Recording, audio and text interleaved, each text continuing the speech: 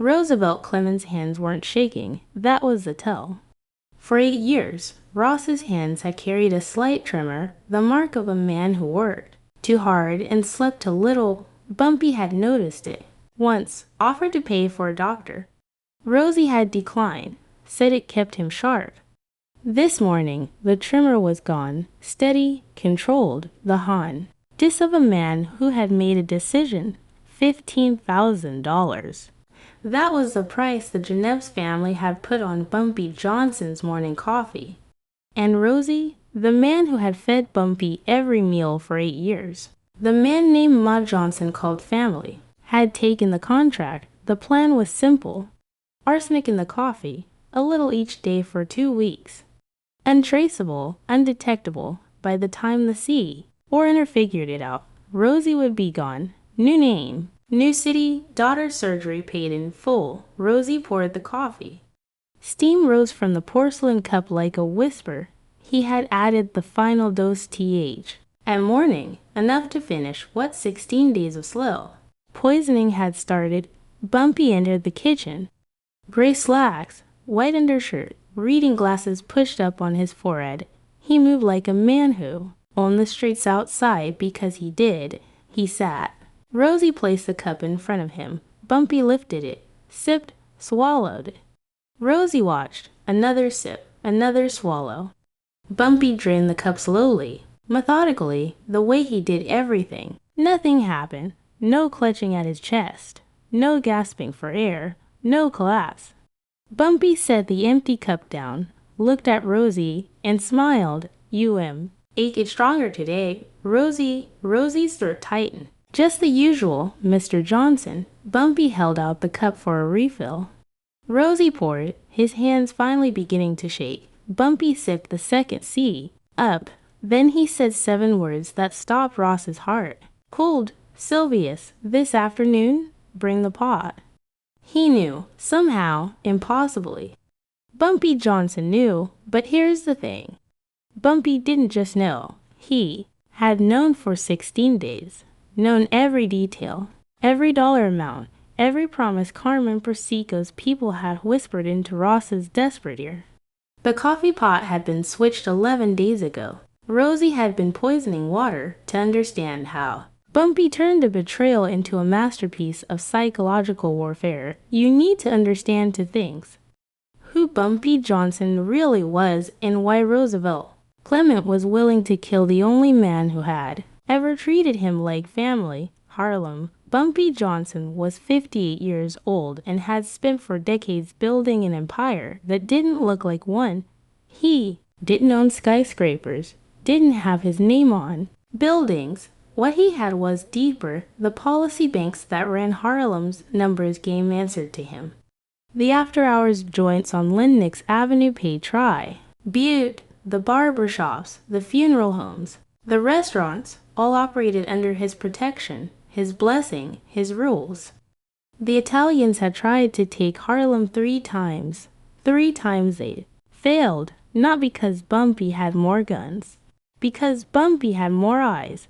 Every corner boy, every waitress, every shoe-shine man was a potential source. They all reported to Bumpy, not Fro, and fear, from respect. His brownstone on 127th Street was the nerve center of this invisible kingdom, and the kitchen was its heart. A man's kitchen is closer than his bedroom. You let someone feed. You let them hold your life. Rosie had held that life for 8 years. He had arrived in October 1955 carrying a borrowed suitcase and a letter from Ma's cousin in North Carolina. 41 years old. Hand scarred from cotton work as a boy, kitchen work as a man. He had cooked for a judge in Raleigh, a college president in Atlanta. Both jobs ended badly. 1 death, 1 false accusation. He came north with nothing but skill and a daughter named Lucille, 9 years old. Bright as new copper, born with a heart that beat wrong. Mame Johnson interviewed him, watched him make an omelet, economy, precision, no wasted motion. You cook like you mean it, she told him. Only way I know, ma'am. She hired him that afternoon. Within a year, Rosie became invisible in the way only essential people become. There, before Bumpy woke, coffee percolating. There, when Bumpy returned at midnight, plate warming in the oven. He learned the rhythms, when to speak, when to vanish. W. And to leave a slice of sweet potato pie on the counter, without being asked. Bumpy noticed. Bumpy always noticed. You never ask questions, Bumpy said one night, 3 years in, alone in the kitchen. Past midnight, not my place, Mr. Johnson. Most people can't help themselves. They hear things in this house. They get curious. Rosie kept drawing the dish in his hands. Curiosity is for people who don't know their purpose. I don't mind. Bumpy studied him. Silence stretched.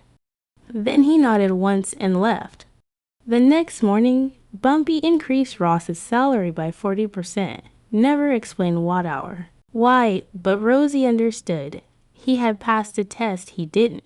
No, he was taking 8 years of trust, 8 years of loyalty. Then Lucille turned 17 and everything changed. The heart condition that had shadowed Lucille's childhood had worsened with age. The doctors in Harlem did what they could, not enough. The specialists at Johns Hopkins could do more, but more cost money.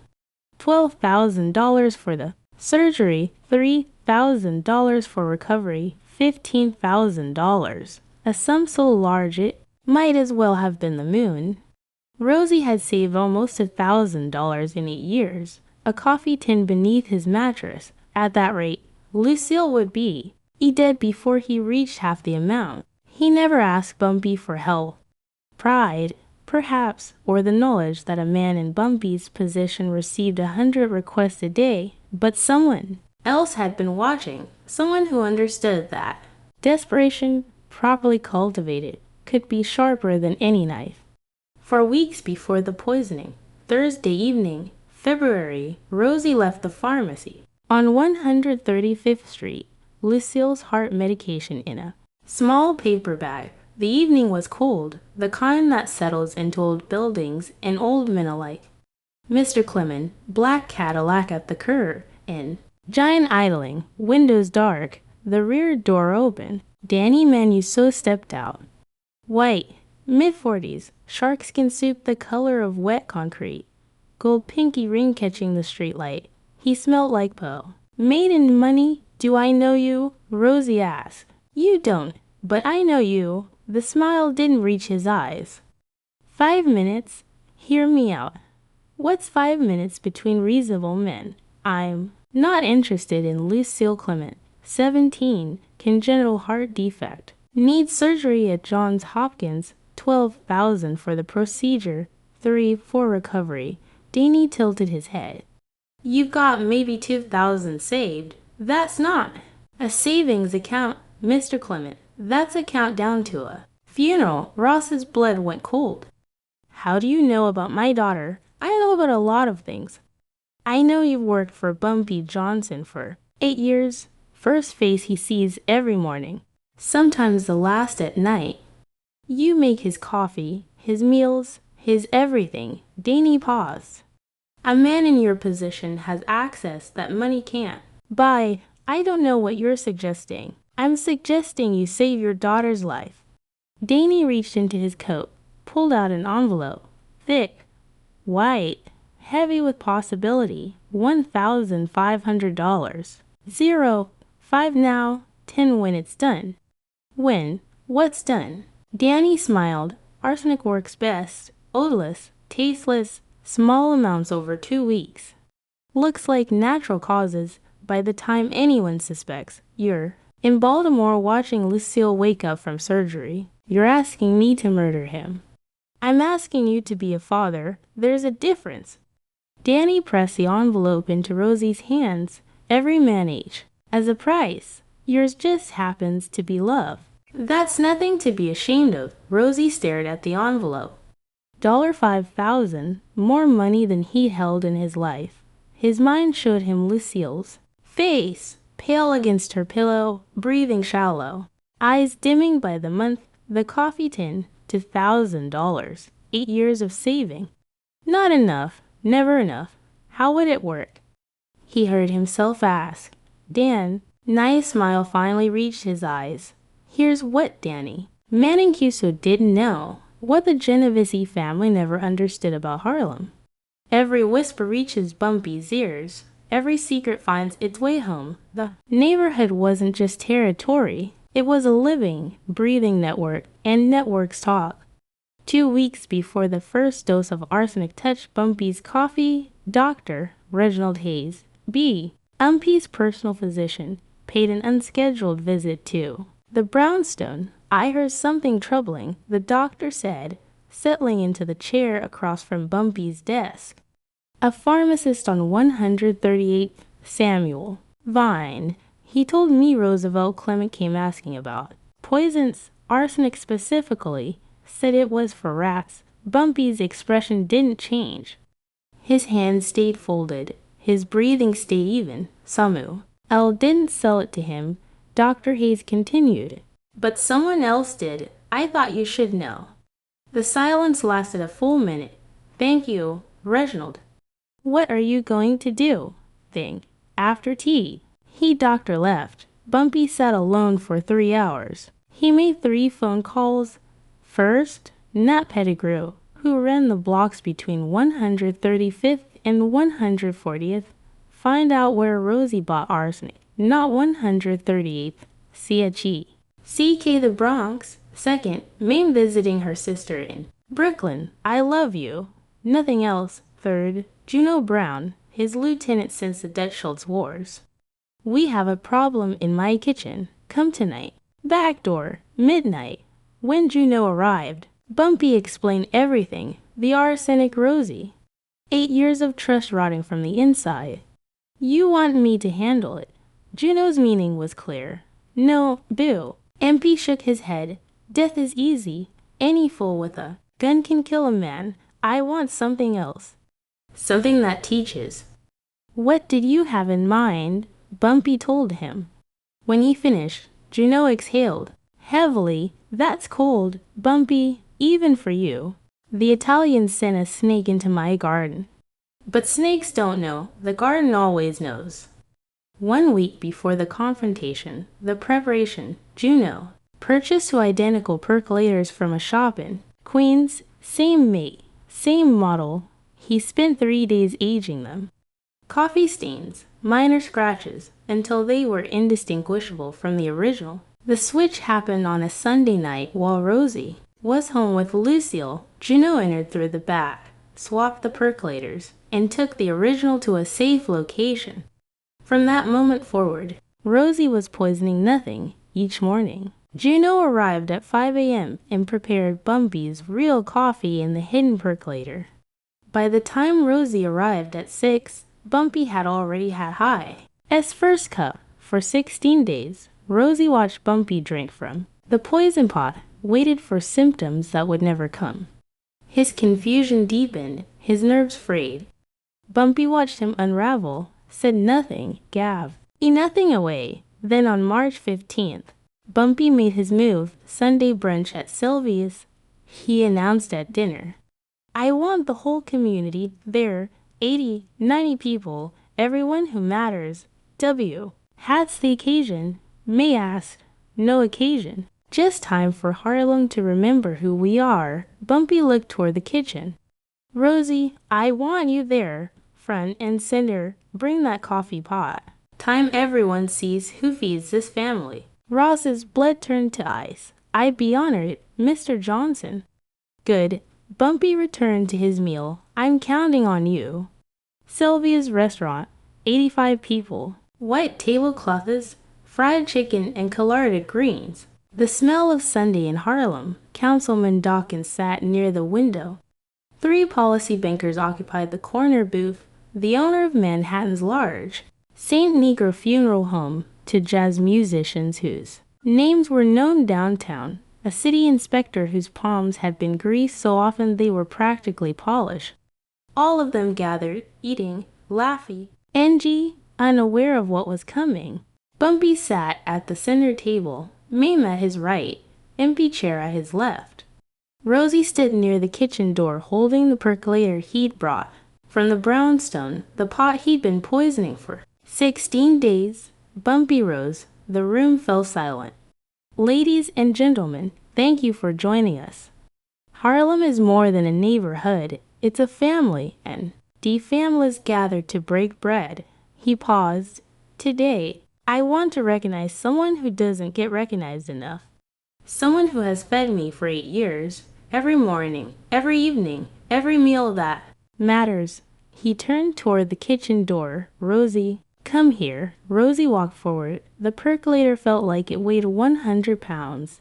85 people in this room. Bumpy continued, hand on Rosie's shoulder. 85 witnesses to what loyalty looks like. Roosevelt Clemens' family scattered applause. Rosie tried to smile.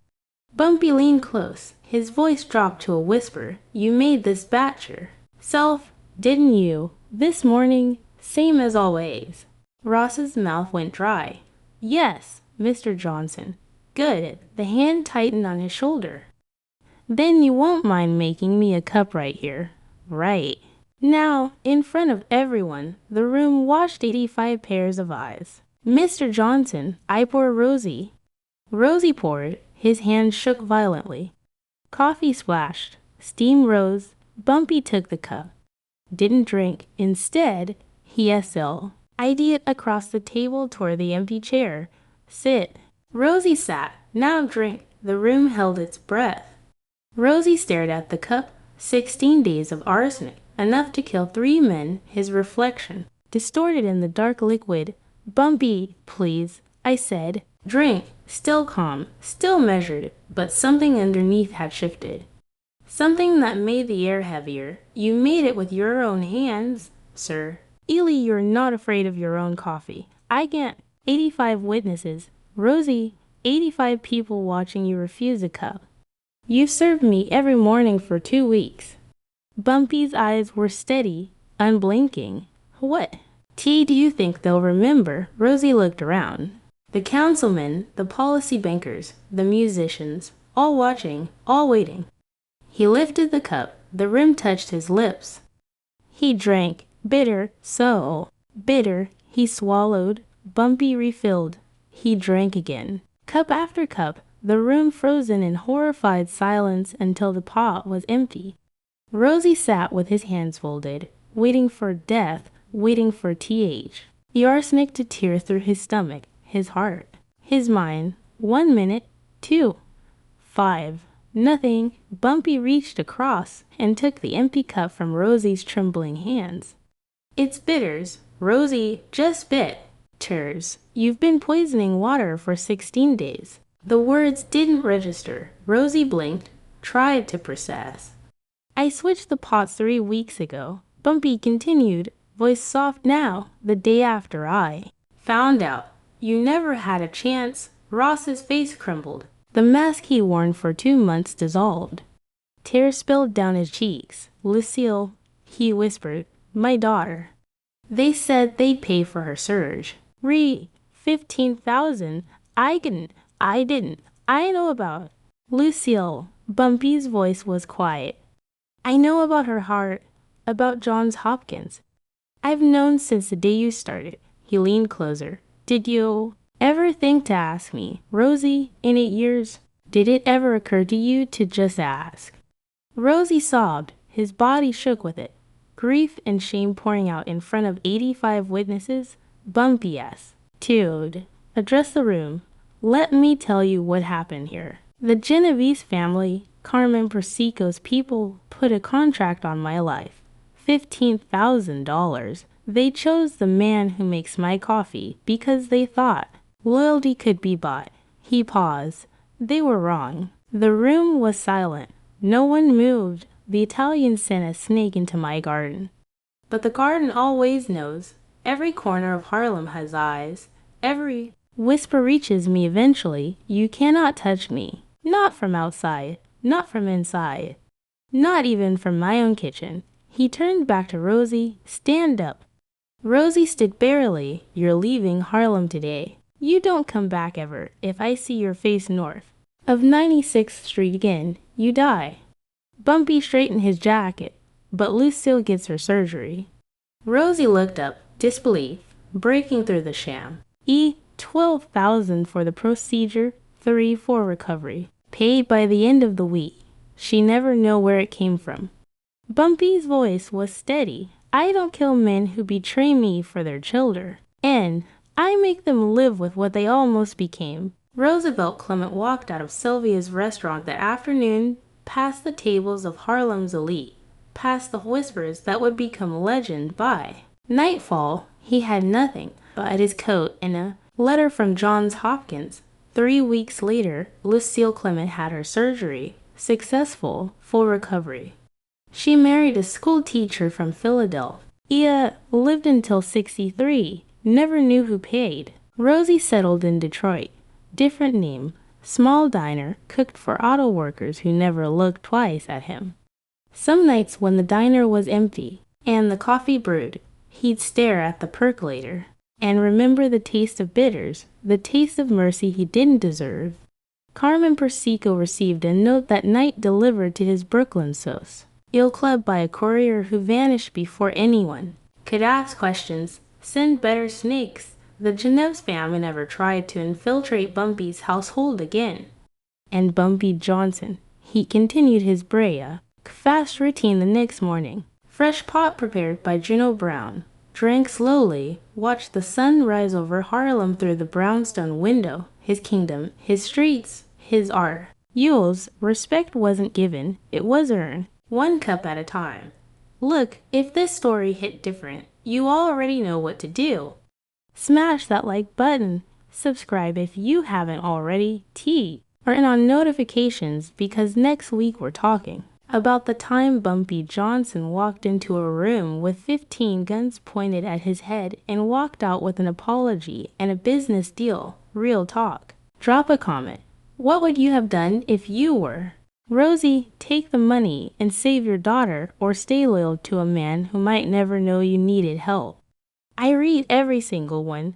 Let me in. Ow. And remember, in Harlem, the walls have ears. The coffee has secrets, and Bumpy Johnson always knew more than he let on. Until next time.